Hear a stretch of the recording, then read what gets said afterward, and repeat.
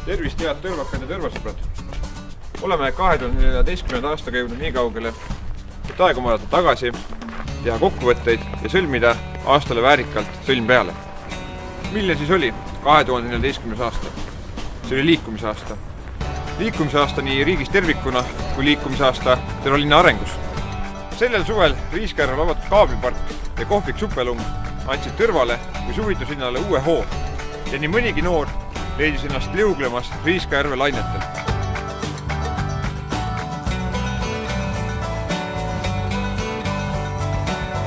Tõrva ettevõtluskeskkond on pidevas liikumises.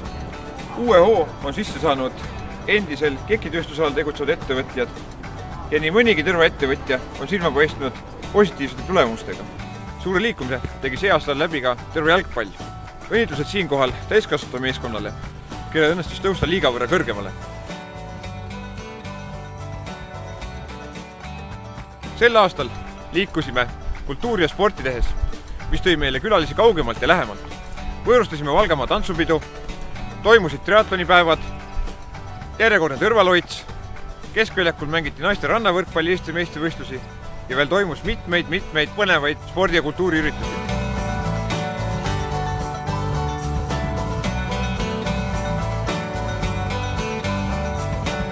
Need olid vaid mõned ilusad hetked mööduvast aastast. Eks meil igalühel ole ju omad juhtumised, omad mured, omad rõõmud läinud aastaga. Aga mida oodata uuelt aastalt?